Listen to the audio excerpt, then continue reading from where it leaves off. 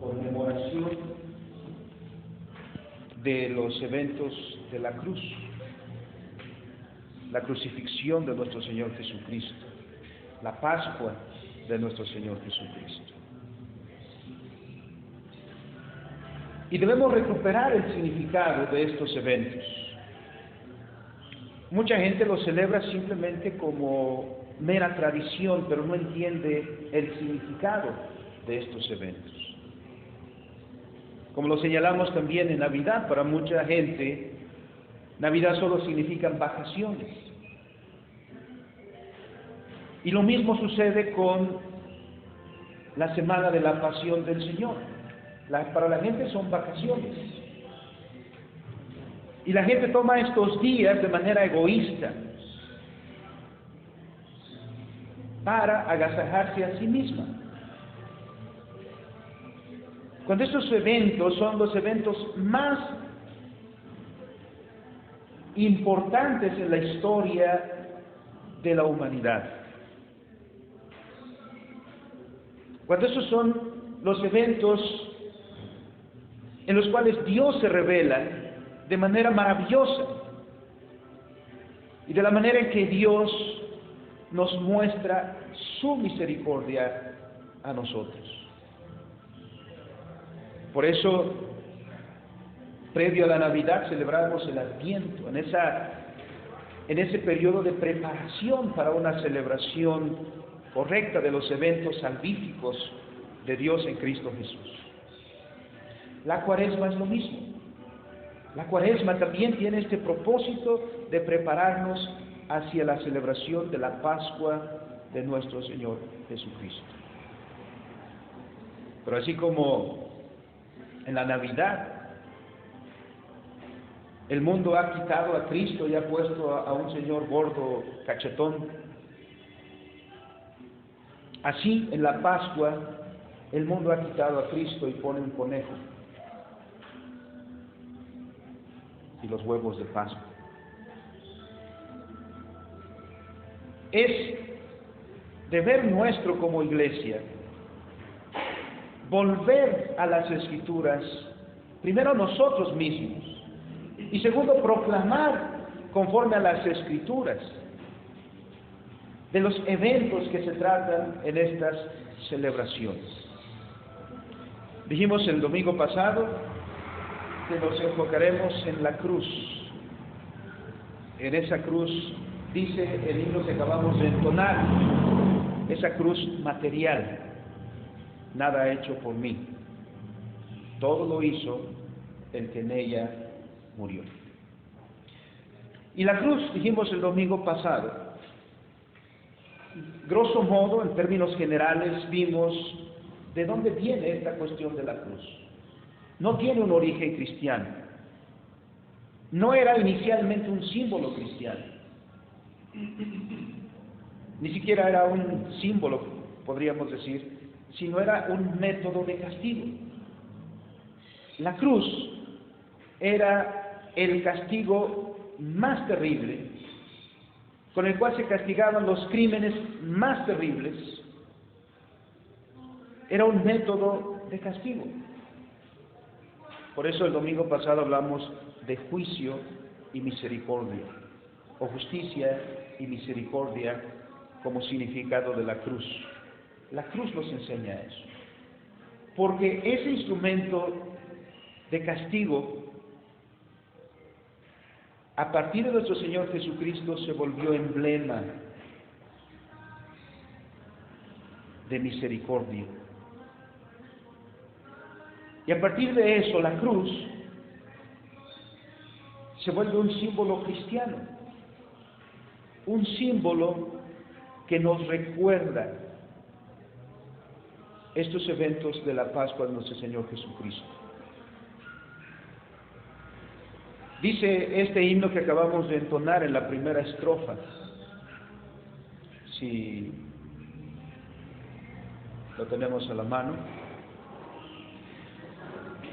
¿hacia dónde lleva nuestra vista?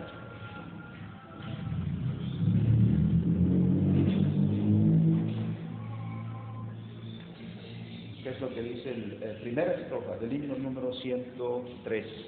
Del Calvario en la cruz fue alzada una cruz, rudo emblema de afrenta y dolor, y enclavado sobre ella murió mi Jesús, sacrificio sublime de amor.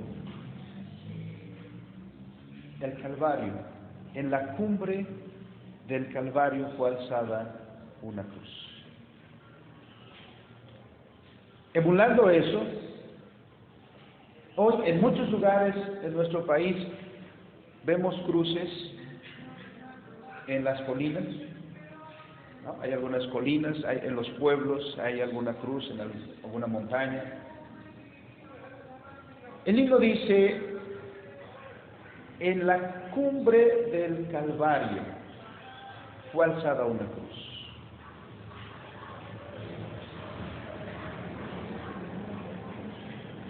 Mirando a la cruz, ¿qué vemos además de justicia y misericordia? ¿Qué otra cosa nos recuerda la cruz? Esa cruz levantada en el Calvario. Porque este castigo se hacía público. No era un castigo escondido, no se castigaba a escondidas.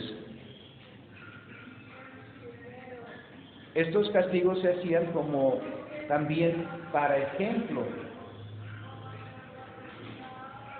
Por eso eran públicos, para que la gente los viera. Sin duda que era un espectáculo terrible. No sé quién podría estar ahí ante ese escenario.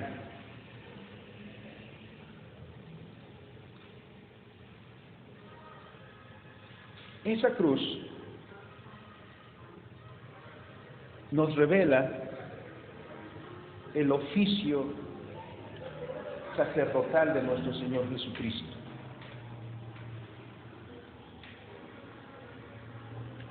Por eso vamos a meditar en Hebreos capítulo 5. El libro de Hebreos es una interpretación de todo el Antiguo Testamento, particularmente de la ley ceremonial.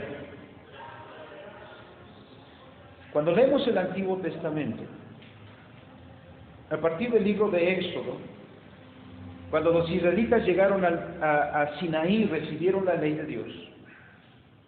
Junto con eso recibieron otra serie de leyes. No solamente recibieron los mandamientos, los 10 mandamientos, de los cuales habla Éxodo capítulo 20, sino después recibieron muchas leyes.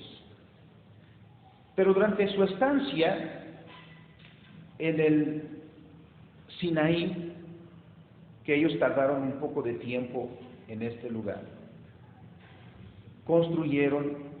Dios ordenó que construyera Moisés el tabernáculo.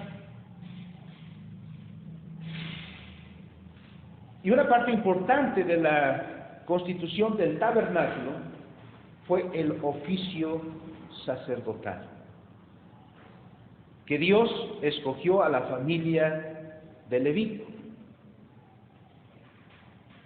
Dios ungió para este ministerio a la familia de Aarón, hermano de Moisés.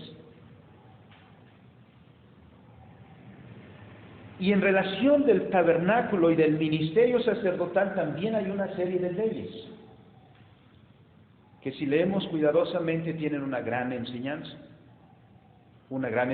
para nosotros hoy también. El libro de Levítico tiene una gran enseñanza a este respecto, que podríamos resumir toda la enseñanza de Levítico en lo siguiente. ¿Cuál es el propósito? El propósito es enseñarnos cómo el hombre se acerca a Dios.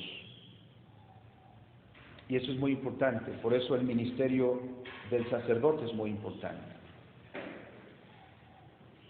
Popularmente, la gente suele decir que si Dios existe, aquellos que son incrédulos, que si Dios existe, Dios seguramente es amor. A la gente le gusta pensar en eso. Ahora, ciertamente la Escritura dice Dios es amor, ¿no? El apóstol Juan dice eso. Y uno de los textos más conocidos es Juan 3:16. De tal manera amó Dios al mundo, que ha dado a su Hijo unigénito, para que todo aquel que en él crea no se pierda, mas tenga vida eterna. Ciertamente Dios es amor. Pero Dios también es justo y también es santo. Y a causa de nuestros pecados, a causa de nuestra rebelión, Dios está enojado con nosotros. Y quiero hacer énfasis en eso. Dios está enojado con nosotros.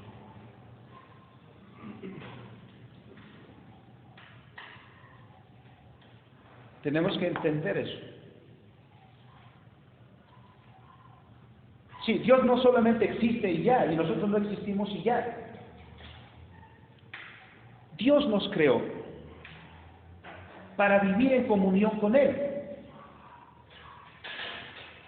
Dios nos creó para vivir en obediencia a Él. Génesis 1:2, por ejemplo, nos dicen eso. Pero nuestros primeros padres, Adán y Eva, pecaron, desobedecieron a Dios. ¿Creen que Dios va a estar sin hacer nada? Dios le dijo al hombre que obedeciera su palabra. Se lo dijo en los términos de: no comerás del árbol que está en el centro del Edén, porque el día que de él comas, dice, ciertamente morirás. Y el apóstol Pablo hace más énfasis en eso, porque dice: habiendo conocido a Dios, no le reconocimos como a Dios, no le glorificamos como a Dios, ni le dimos gracias. Adán y Eva, y con ellos nosotros, dice el apóstol Pablo, no le reconocimos, no le dimos el lugar de honor que le corresponde a Dios como creador. Nos envanecimos en nuestros razonamientos. Quisimos buscar nuestro bien lejos de la fuente de todo bien, que es Dios. Seguimos al enemigo de Dios, a Satanás. Abrimos nuestros oídos a Satanás y no a Dios. Al abrir nuestros oídos a Satanás, cerramos nuestros oídos para con Dios. Y la palabra que escuchamos fue la palabra de Satanás para no escuchar la palabra de Dios. Y las decisiones de nuestros primeros padres se dieron en términos del consejo de Satanás, no del consejo de Dios. Por eso el apóstol Pablo dice: cambiamos la verdad de Dios por la mentira. ¿Y qué sucedió a partir de ese punto? Provocamos la ira de Dios. Sí, Dios está enojado con la humanidad, porque la humanidad, que son sus criaturas, que es su creación, no le honraron como creador. Somos ingratos, porque el hombre a quien Dios favoreció con todos sus dones, como dice el Salmo 8, ciertamente le hizo poco menor que los ángeles, dice el salmista, y sin embargo lo coronaste de honra y de gloria, todo lo pusiste debajo de sus pies. Y con esos dones, esos favores con que Dios abrigó al hombre, ¿qué respuesta tiene el hombre para con Dios? ¿Agradecimiento? No, todo lo contrario, ingratitud. No le dimos gracias, nos envanecimos. Hemos ofendido terriblemente a nuestro Creador, a nuestro benefactor, al que no quería sino el bien para nosotros, el bien para toda nuestra vida. Tan bueno para nosotros que aún hoy en día, dice la Escritura, Dios da la lluvia a justos e injustos. Dios hace salir el sol sobre justos e injustos. Dios da el pan a justos e injustos. Aún hoy el favor de Dios no ha dejado de manifestarse en su creación y en el sustento de la vida de la humanidad. Pero la humanidad, ¿qué hace? La humanidad cierra sus oídos a los consejos de Dios. Y en lugar de los consejos de Dios, pone sus propias ideas, sus propios pensamientos. En lugar de determinar sus acciones por la palabra de Dios, por la palabra del Creador, por la palabra del que nos hizo, por la palabra de nuestro benefactor, ponemos nuestra propia palabra. Nos consideramos más sabios que Dios. Hemos provocado con eso la ira de Dios. Dios está enojado con el hombre. Dios está enojado con la humanidad.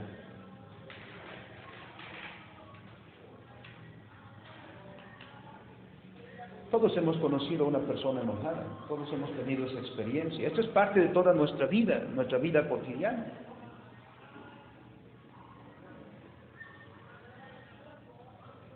A veces podemos llegar a casa, por ejemplo, y pregunto, ¿dónde está mi papá? Y mi mamá me dice, no lo molestes, está enojado. ¿No? O a veces dicen, no te conviene, ahorita está enojado. Pero sucede también con nuestras madres, también sucede con el jefe en la oficina. Si está enojado, todos sabemos entonces eso. Si Dios está enojado, ¿qué de nosotros? Porque está enojado contra nosotros y está enojado contra nosotros justamente. Dios nunca es injusto. Aunque muchas veces los hombres dicen, qué injusto es Dios conmigo. No tengo trabajo, Dios es injusto. Tengo problemas en mi familia, Dios es injusto. No, Dios jamás es injusto. Dios es justo. Y en esto es justo Dios. Y por eso dijimos, si nosotros hubiéramos muerto como consecuencia de nuestros pecados, porque ese es el pago, Dios habría sido justo.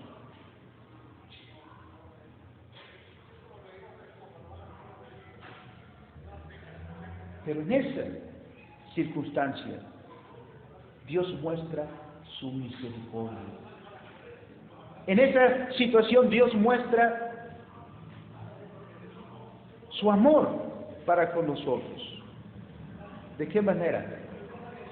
A esa cruz y ese castigo debía ser para nosotros, para usted y para mí. Pero ¿qué hizo Dios mostrando su gracia?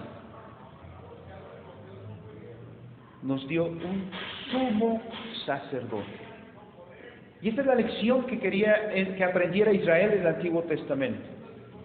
Dice el versículo 1 de Hebreos 5, porque todo sumo sacerdote, tomado de entre los hombres, se refiere al sacerdocio arónico, es constituido a favor de los hombres en lo que a Dios se refiere, para que presente ofrendas y sacrificios por los pecados.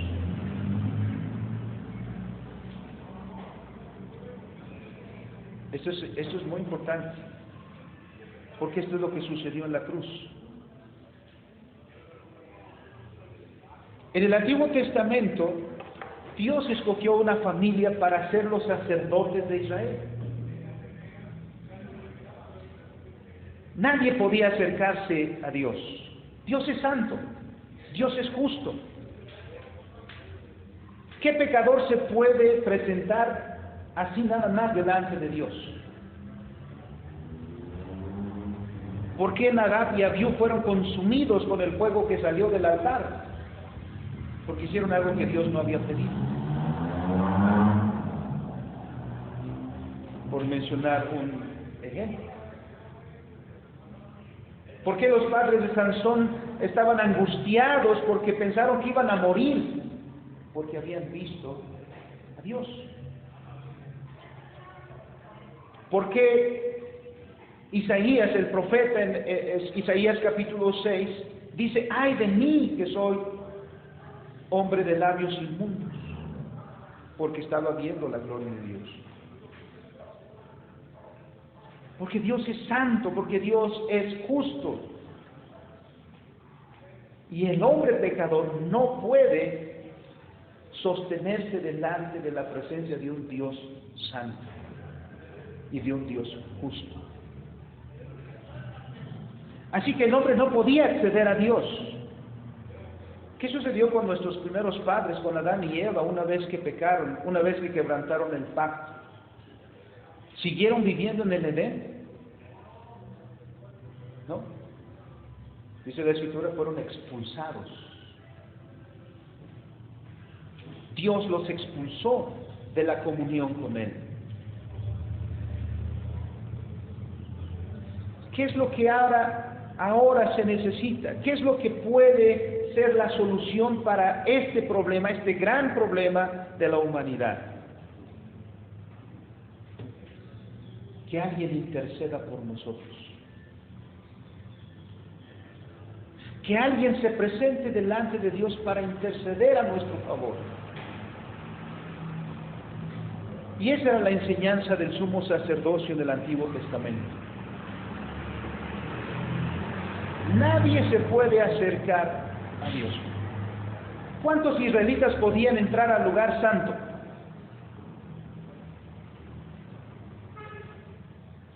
Ninguno, excepto los sacerdotes. ¿Quién podía entrar al lugar santísimo? Nadie, excepto el sumo sacerdote. Esa era una enseñanza para nosotros. Dios está enojado. No te puedes acercar. Eres pecador. Tú no te puedes acercar, a menos que alguien se acerque por ti. Pero ese alguien tiene que ser santo. Por eso el sacerdote llevaba una diadema que decía santidad a Jehová. Por eso los sacerdotes habían sido dedicados específicamente para ministrar en el tabernáculo, para ministrar delante de Dios. ¿Quién los había escogido? Dios. Dios es el que constituyó, dice el versículo 1, tomando de entre los hombres, en el caso de Aarón, y constituyó a favor de los hombres. Aarón fue puesto para estar a favor de los hombres, a favor de Israel, porque el pueblo podía acercarse al sacerdote con su ofrenda por el pecado, lo ponía en las manos del sacerdote y el sacerdote lo llevaba a Dios. Y la celebración más importante, que era el día de la expiación, cuando el sumo sacerdote presentaba el sacrificio por la expiación de los pecados de todo el pueblo, presentándose a nombre del pueblo, entrando delante de Dios a nombre del pueblo, para recibir el perdón de los pecados. Esta era una ilustración de nuestro Señor Jesucristo, una anticipación del Señor Jesucristo, para que Israel viera en el sumo sacerdote que vendría después, que era nada más y nada menos que nuestro Señor Jesucristo. El sumo sacerdote era constituido entonces a favor de los hombres. Dice el texto, para que se presente, o para que el sacerdote presente ofrendas y sacrificios por los pecados.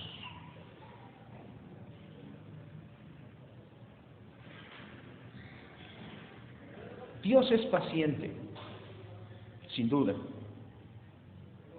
pero no es injusto. Es justo. Lamentablemente muchas personas tienen a Dios o equivocan y confunden la paciencia de Dios con el olvido o con la tolerancia. Hagamos lo que hagamos, Dios no hará nada. Aún los que cometen pecados, es de llamar la atención cómo los ladrones se encomiendan, según ellos, a Dios para cometer sus fechorías. Cómo los asesinos llevan una cruz y matan a su prójimo. Qué cosa más absurda. No sabe entonces. Todo pecado merece el castigo. Y todo pecado es castigado con la muerte, dice la Escritura. Por eso aquí el sacerdote es puesto a favor del pueblo de Dios, a favor de los israelitas, para que presente ofrendas y sacrificios por los pecados.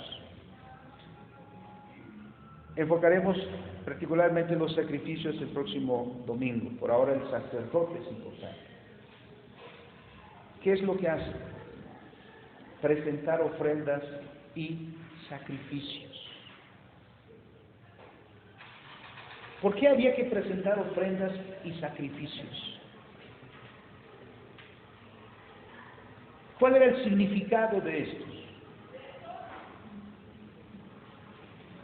Es que necesita haber reconciliación. Todos nuestros pecados provocan la ira de Dios. ¿Y cómo apaciguamos la ira de Dios? Nosotros no podemos. Ninguno de nosotros puede hacer eso. Dios nos constituyó un sumo sacerdote para que se presentara delante de Dios a favor de nosotros. El sacerdote, como dice el libro de Levítico, el libro de Levítico nos enseña que nadie debe presentarse delante de Dios con las manos vacías. Siempre tenía que llevar la ofrenda o el sacrificio a Dios. Porque la paga del pecado es muerte. Particularmente esta enseñanza. Si nosotros merecemos la muerte por nuestros pecados,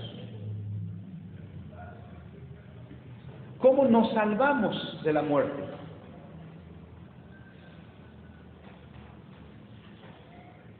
Alguien tiene que pagar. Para que yo no muera, alguien tiene que morir. Y esto era simbolizado en Israel a través del sacrificio de los animalitos. Esto de enseñarle a Israel, el que debía morir eras tú. Pero para que tú no mueras, debe morir un inocente, un corderito.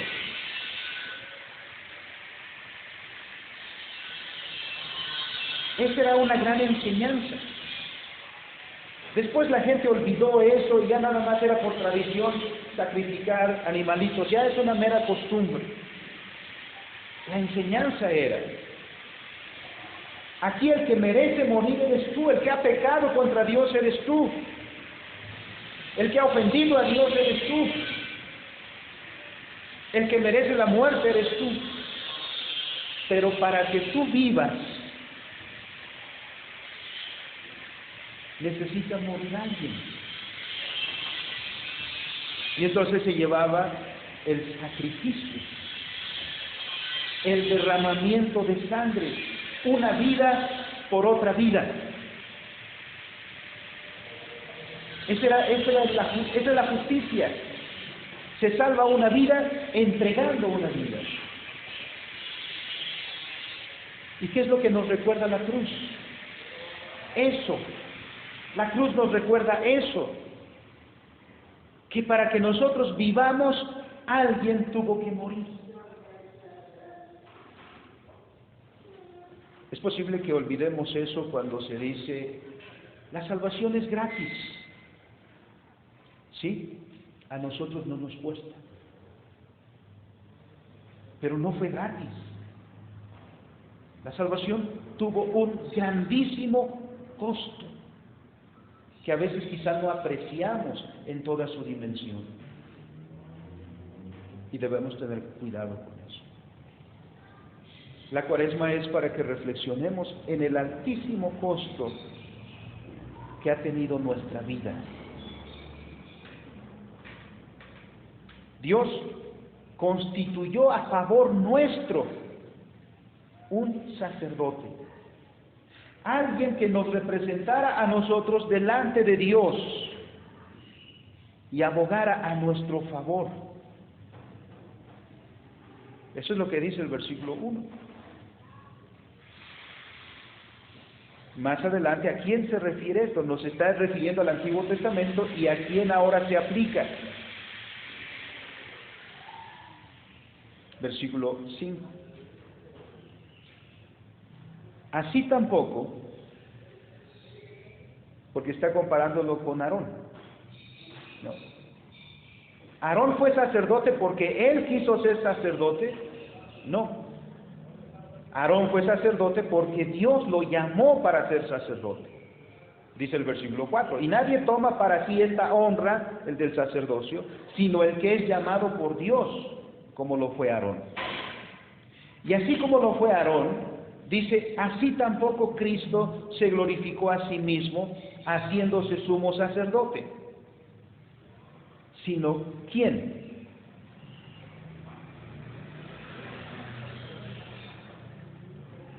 ¿Quién designó al Señor Jesucristo nuestro sumo sacerdote? El Padre. Ahí está el amor de Dios. Ese es el significado de Juan 3:16. Nosotros estábamos ya en la ruina, sentenciados a muerte. Si Dios no hace algo, nosotros no tenemos esperanza. Si Dios no hace nada a favor nuestro, nosotros no tenemos esperanza. Pero aquí está el moverse del Señor a favor de nosotros. De tal manera amó Dios al mundo, que dio a su Hijo.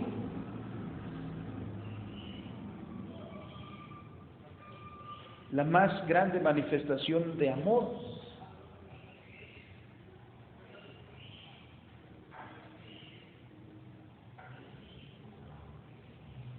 Dios, que después nos va a decir que nuestro amor debe ir incluso hacia nuestros enemigos, es porque Él mismo lo hizo primero. Este amor, Dios lo está mostrando a sus enemigos. ¿Quiénes? Nosotros. Porque nosotros, no dice el apóstol Pablo en Romanos, nosotros nos enemistamos contra Dios. Y miren lo que Dios está haciendo por nosotros, sus enemigos. Nos está llamando un sacerdote. Alguien que, como dice el versículo 1, es constituido a favor nuestro. Eso es lo que fue nuestro Señor Jesucristo. Por eso, la Navidad anuncia el advenimiento del Salvador y la Pascua anuncia la conclusión de la obra de salvación.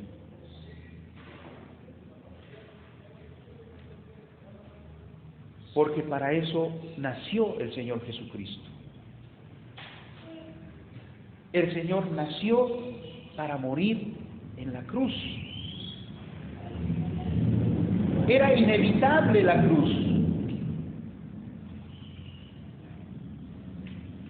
Por eso en su ministerio el Señor decía, ya llegando hacia el final, es necesario que vayamos a Jerusalén, porque ahí en Jerusalén el Hijo del Hombre va a ser muerto.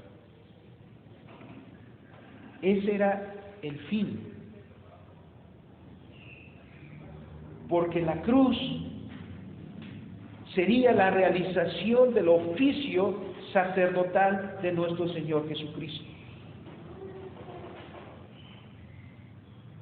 No es la única actividad que define el sacerdocio, pero sí el más importante. Dice entonces en el versículo 5, así tampoco Cristo se glorificó a sí mismo haciéndose sumo sacerdote, sino el que le dijo, tú eres mi hijo, yo te he engendrado hoy. Y como dice también en otro lugar, dice la Escritura, tú eres sacerdote para siempre según el orden de Melquisedec. Porque el Señor Jesucristo no era descendiente de la familia de Aarón. Pero el sacerdocio según el orden de Melquisedec, eso nos remite al libro de Génesis, aquella experiencia de Abraham. Porque es un sacerdote único, mientras el sacerdocio arónico era continuo y un sumo sacerdote moría, venía otro sacerdote. Esto solamente era el anticipo del sumo sacerdote que vendría, que es nuestro Señor Jesucristo, el cual ofreció un sacrificio único, perfecto y por lo tanto una vez y para siempre. Pero este es entonces el punto. Nuestro Señor Jesucristo, en su ministerio, incluso antes de la cruz, dice el versículo 7, en los días de su carne, es decir, en su vida terrenal, ofreciendo ruegos y súplicas con gran clamor y lágrimas al que podía librar de la muerte, fue oído a causa de su temor reverente.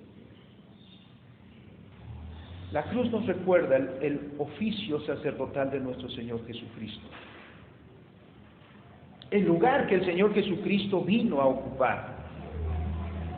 El lugar que el Señor Jesucristo tomó para representarnos a nosotros, abogar por nosotros delante de Dios, de quien nosotros provocamos su ira. ¿Para qué? Para apaciguar la ira que estaba sobre nosotros. Y el Señor Jesucristo realizó su oficio sacerdotal en temor reverente. Cuando vemos esto muy claramente en el oficio de nuestro Señor Jesucristo, cuando Él está en el Getsemaní.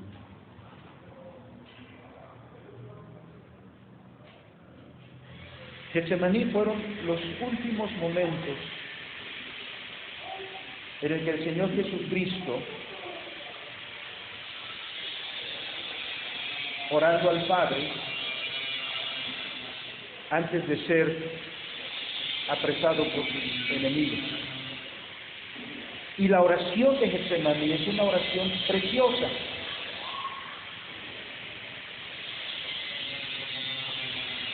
Porque en ese punto hay un punto de inflexión. ¿Cumple o no cumple su obra, su oficio?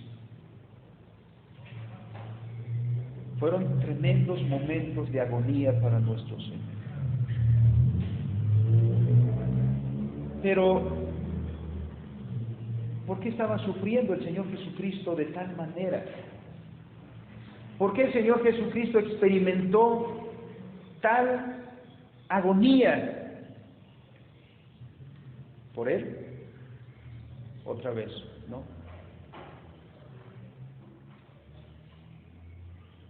Otra vez volvemos a su amor.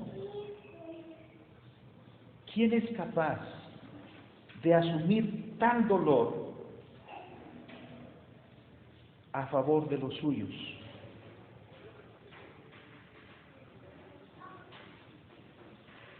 Solo el Señor Jesucristo. Como nuestro sumo sacerdote estuvo ahí, mediando, suplicando, llevando esta lucha él mismo,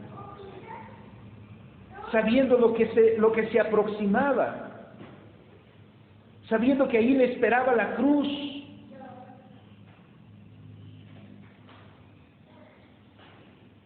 Sabiendo lo que acontecería. Y por eso en su oración, Padre, si puede pasar esta copa, que pase. Pero aún en medio de ese sufrimiento, considerando a su pueblo, considerando su llamado que recibió del Padre, considerando a su pueblo, no se haga lo que yo quiero, hágase lo que tú quieres.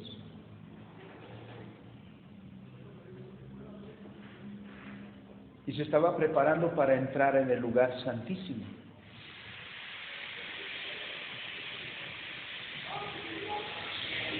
Para cumplir su oficio sacerdotal a favor de nosotros.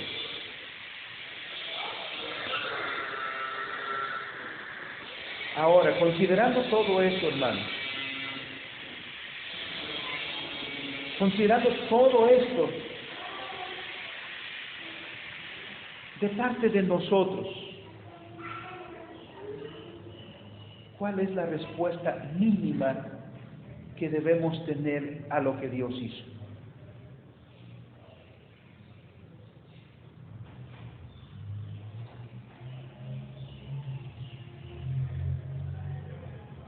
Considere lo que Dios ha hecho, porque esto es lo que Dios ha hecho por usted. ¿Cuál es la respuesta que usted le va a dar a Dios por eso?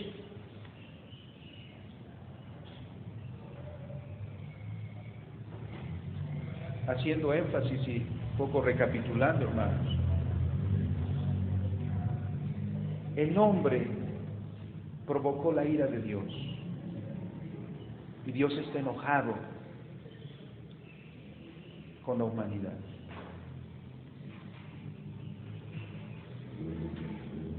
Y aún así, Dios muestra esta misericordia designando un sacerdote para nosotros. Alguien que hable a favor de nosotros delante de Dios, abogando, intercediendo, yendo ante la presencia de Dios para hablar a favor de nosotros y llevando en sus manos un sacrificio para rescatar nuestra vida, ofreciendo en nuestro lugar una vida inocente. ¿Qué respuesta tiene esta acción de Dios para usted? Porque eso es lo que Dios ha hecho por usted.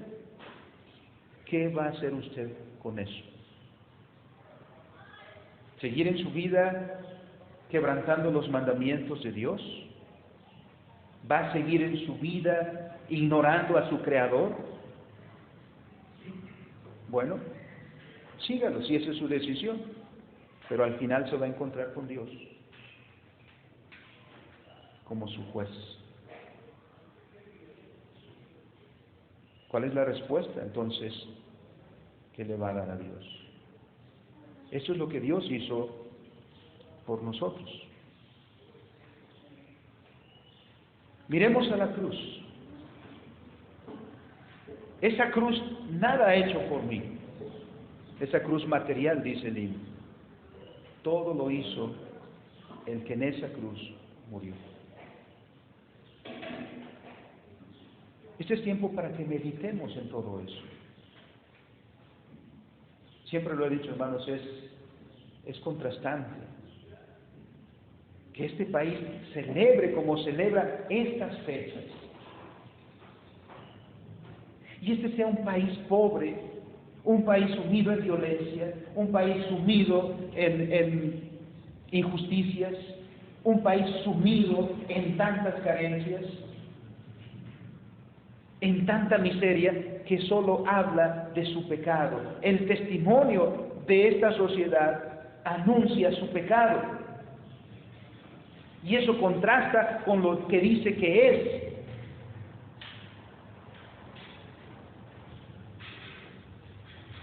Es contrastante.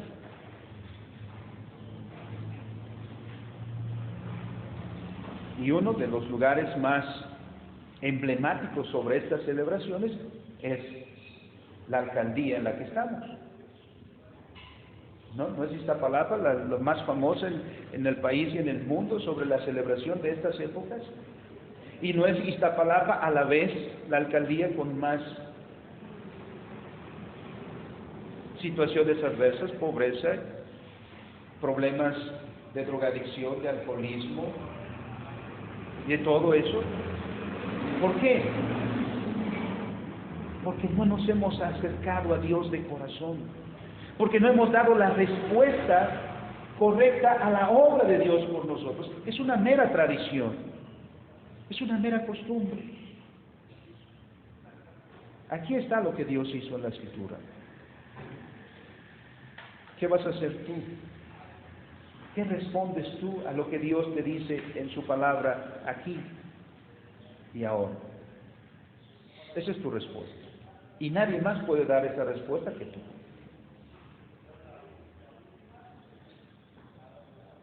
Que el Señor haga fructificar su palabra en nosotros. Y esta reflexión, hermanos, traiga a nosotros más cercanía con Dios. Que nuestra fe no sea de palabras, de costumbres, de tradiciones, de corazón, fervorosa, entusiasta, entregada, fructífera. Porque el cristianismo de formas y costumbres es abominación delante de Dios. Es lo que busca es el corazón rendido y una vida cristiana que hable de esa rendición a nuestro Señor. Porque ahora nosotros podemos acercarnos al Padre por el sumo sacerdote que ha abierto el camino. Y miren cómo nos enseñó a decir: Abba, Padre.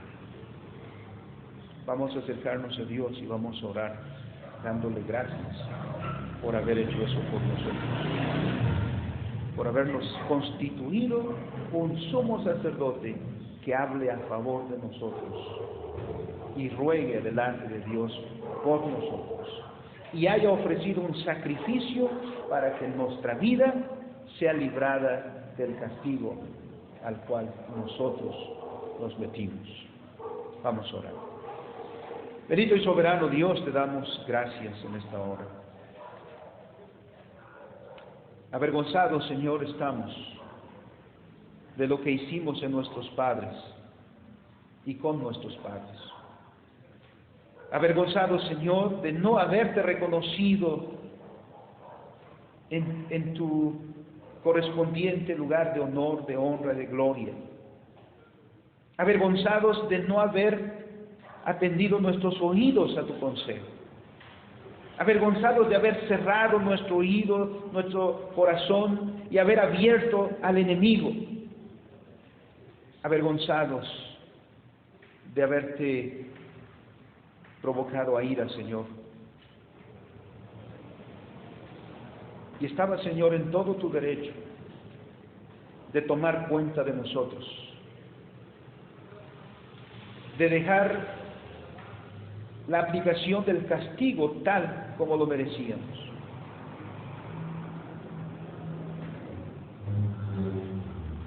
Pero, Señor, tu palabra nos dice algo maravilloso ahora.